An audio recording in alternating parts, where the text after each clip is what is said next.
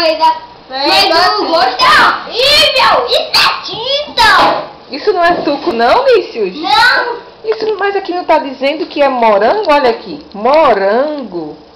Isso é morango? Não! É tinta de morango! E isso aqui? Não tá dizendo que é laranja? Mas não é laranja! E é o que é isso então? É tinta!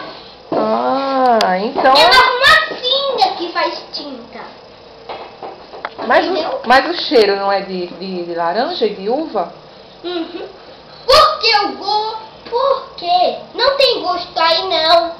A tinta faz o cheiro, entendeu? Ah, é o cheiro, mas o gosto... A fumacinha, olha, a fumacinha daquela areinha, ela vai saindo, o cheirinho. Então não é fruta E aí de quando verdade. você colocar água, aí ela some, Então- entendeu? E aí vai indo o cheiro. Você chupa ele pelo nariz. Mas isso então não é fruta de verdade. Oi. Não! É uma tinta de verdade. E aí, Rafael, isso é tinta ou é fruta? Fruta.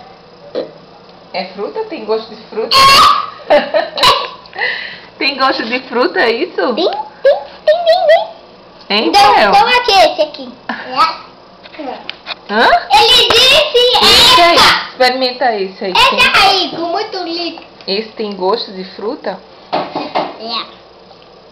É bom? Ele tem gosto de lama, mãe. Ele tem gosto de lama. De lama? Lama. Ah. É de lama. Então vocês já sabem do que é feito aquele picolé que a gente compra, né? Você vai Sabe qual é a comprar? diferença? Não.